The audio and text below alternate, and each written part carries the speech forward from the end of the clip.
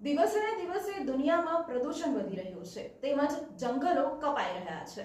વડોદરા શહેરના માંજલપુર વિસ્તારમાં આવેલ અંબે સ્કૂલ દ્વારા દર વર્ષની જેમ આ વર્ષે પણ ટ્રી પ્લાન્ટેશન કરવામાં આવ્યું હતું તેમજ વિદ્યાર્થીઓને છોડનું વિતરણ કરવામાં આવ્યું તેમજ વિદ્યાર્થીઓએ આ છોડની માવજત કરવાના શપથ લીધા હતા।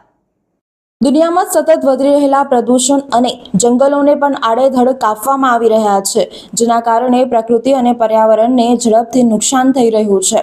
આવી પરિસ્થિતિમાં પ્રકૃતિ અને પર્યાવરણની સુરક્ષા માટે લોકોને જાગૃત કરવાના ઉદ્દેશ્ય સાથે અંબે શાળા દર વર્ષે ટ્રી પ્લાન્ટેશન અને છોડનું વિતરણના કાર્યક્રમ કરતી હોય છે।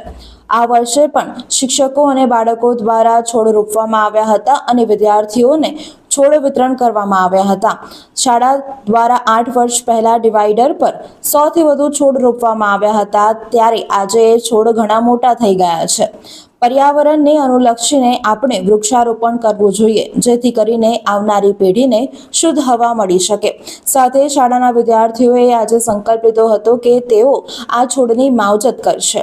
આ કાર્યક્રમમાં શાળાના આચાર્ય અને શિક્ષકો સાથે વિદ્યાર્થીઓ હાજર રહ્યા હતા। વધુમાં શાળાના શિક્ષકે જણાવ્યું કે આજરોજ અંબે સ્કૂલ ખાતે ટ્રી પ્લાન્ટેશનનું આયોજન કરવામાં આવ્યું હતું। કાઉન્સિલ મેમ્બર્સ દ્વારા એની આગેવાની લેવામાં આવી હતી।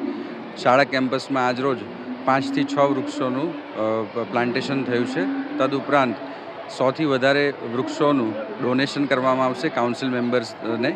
આ કાઉન્સિલ મેમ્બર્સો જે વિસ્તારમાં રહે છે એ વિસ્તારમાં આ વૃક્ષોનું પ્રસ્થાપન કરશે અને તેની કાળજી રાખશે। પર્યાવરણ વિશે જાગૃતિ ઉત્પન્ન થાય અને વૃક્ષોનું જતન થાય તેવી શપથ લેવડાવવામાં આવશે।